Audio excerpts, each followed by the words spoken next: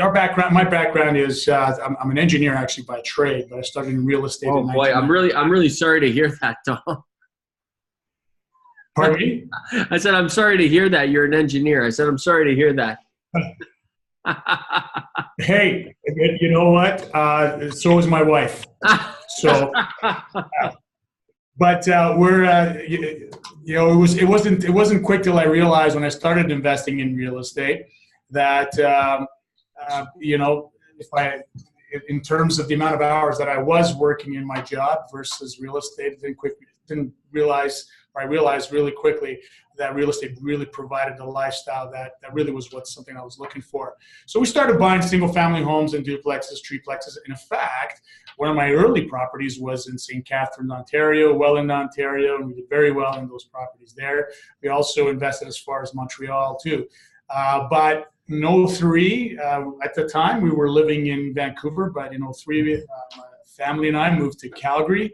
And at that point, we saw there was a great opportunity out west. So we sold everything outside the province, and we started to focus in the province of Alberta, specifically in the city of Edmonton and Calgary. We also used that opportunity to go into multifamily. And so we focused a lot of our attention because there was that opportunity for us to buy multifamily. Fast forward about another 7 years or so, you know, we had accumulated a number of buildings and you know, in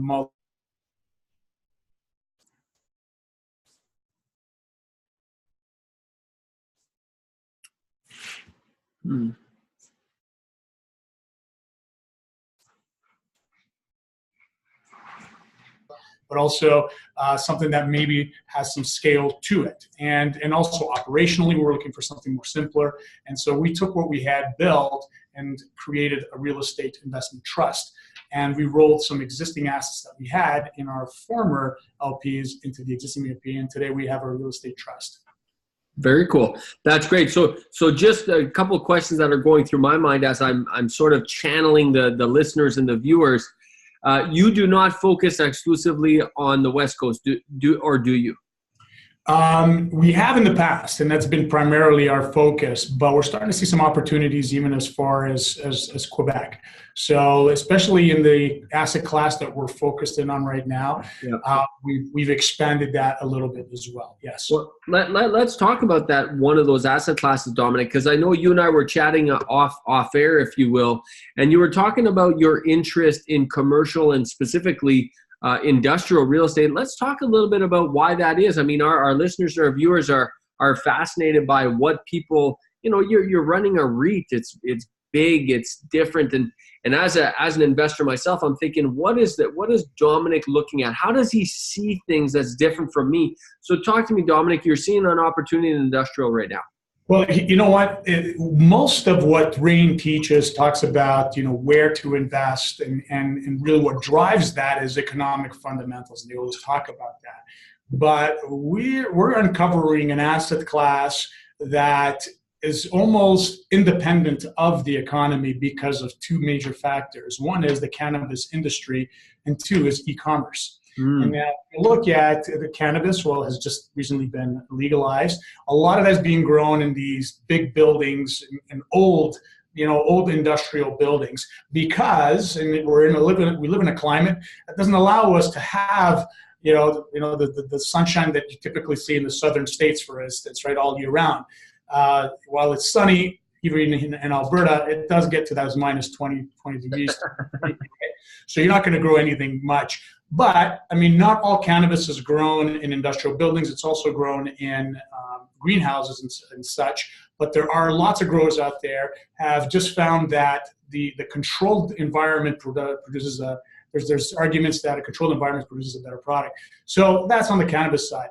What's really even fascinating on the e-commerce side is, you know, if you look at the trends of how people are buying these days, about 10% of everything that North Americans buy is through the internet. Well, stats are showing that within the next 5-6 years, that's going to double. Now, if you think about e-commerce, what does that have to do with industrial? Well, most of these companies that manufacture goods overseas, have them shipped to some warehouse in North America, and from there, it gets shipped to to whoever's buying the product, right straight to your home. So those brown boxes that you see all the time getting shipped are coming from one of those warehouses, and it's not directly necessarily from the manufacturer. It's likely what they call a logistics place.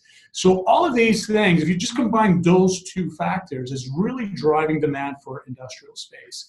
And we've seen that with our existing assets, we're seeing that with new assets, and that has really nothing to do with the economy per se to some degree, right? And so if you look at those major factors, that's really intriguing to us, right? And that's why we're focused. Well, it's very interesting you say that. I was listening to an interview the other day, and they were talking about the discovery. See, we're still in the e-commerce space. This is maybe a little bit of a rabbit hole, if you will, but it's very relevant to industrial space. We still have not cracked the code in the world of e-commerce. We still haven't cracked the code to what's called the last mile. Mm-hmm. And that's a term that is the last mile between the distribution point, or these warehouses you're speaking of, to the end consumer. Believe it or not, Amazon still hasn't cracked that code. In fact, that's what the whole automated drones are about. That's what self-driving vehicles are about. All of that is all to crack this last mile conundrum.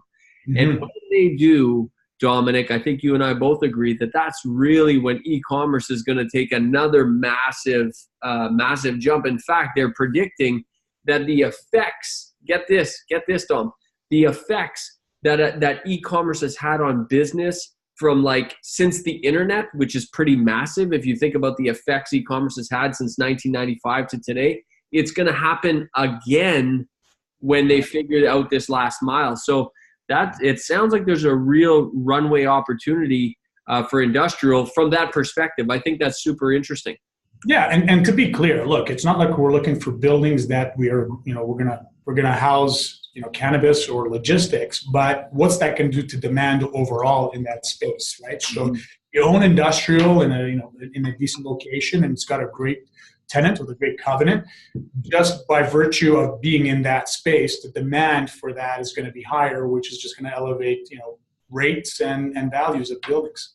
Very cool. Now, Domenic, you're flying from Calgary to be with us in Toronto. There's always a little bit of a rivalry between Calgary and Toronto. You're originally from, I believe your roots originally are from Montreal. Is that correct?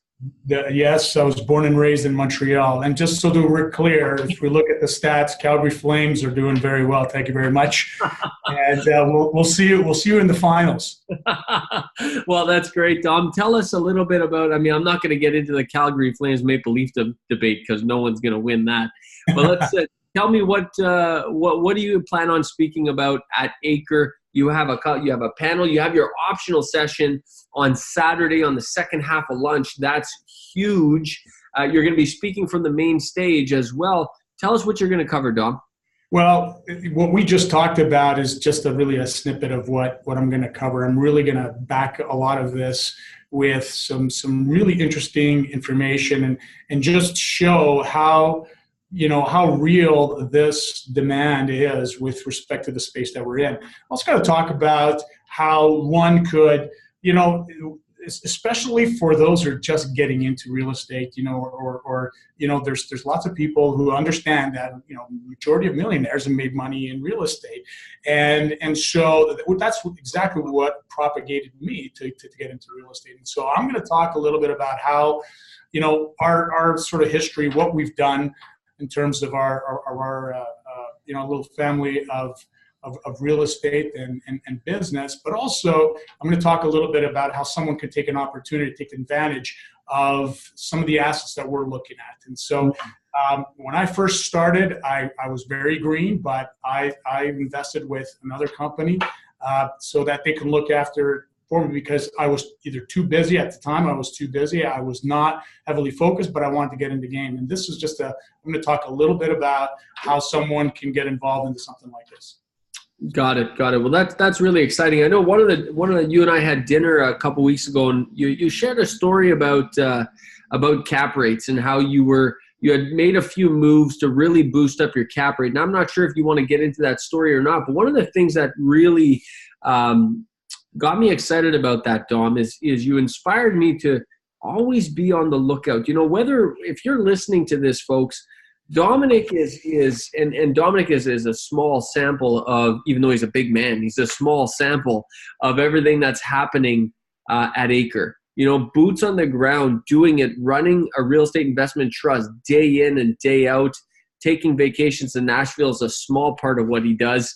And it's really boots on the ground. It's what's happening in real time right here, right now. In fact, I'd say not only Domenic, but ACRE in general is ahead of the curve. Everything we're going to talk about is really, there's a ruckus a-coming and things are happening. And Domenic, I'm so happy that you're going to be there, not only to share with, not only so you and I can share a glass of wine, but also so that these investors, whether they're brand new, just starting out, or whether they have a portfolio and they want to go to the next level, a REIT might be for them, industrial space might be for them, commercial might be for them. There's so much eye-opening information that's coming at this ACRE. I'm really excited.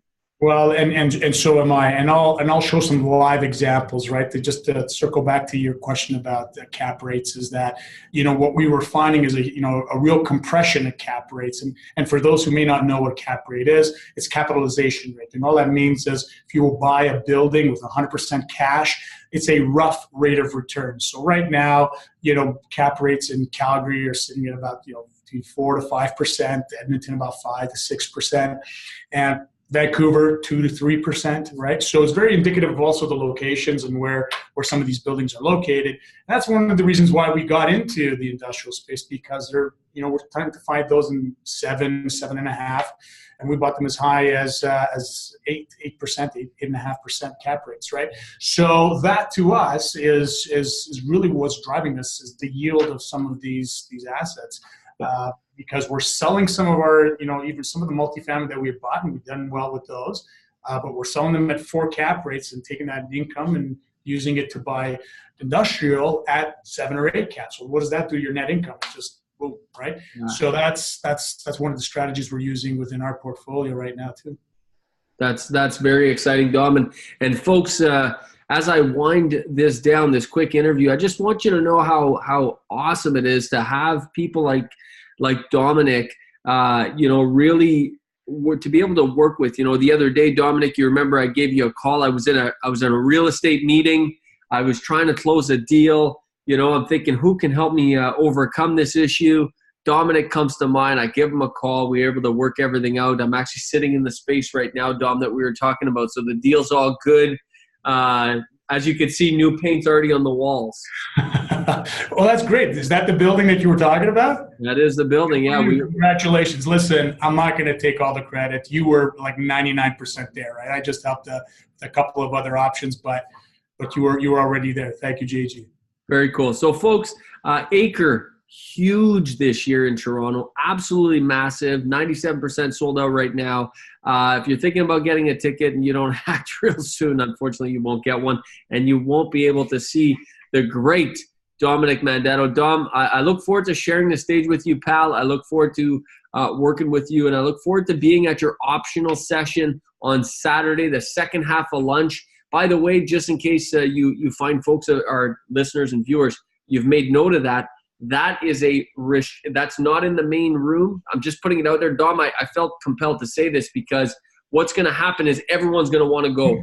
And that optional session, the second half of lunch, is in a different room. And we cannot have the 500 to 600 people that are going to be at the event all go to the room. So it's going to be on a first come, first serve registration basis. You'll get all those details when you get to the event. Domenic, thank you so much, man. I really appreciate it. I appreciate you. And, you keep championing that cause of financial freedom by design through real estate, huh? Thank you very much, JJ. And I look forward to meeting up with some old friends in Toronto. Looking forward to being there. All right. Go Leafs, go. Okay. We'll see about that. Cheers. Very Have good. a good one, Dom. Bye-bye. Thanks so much.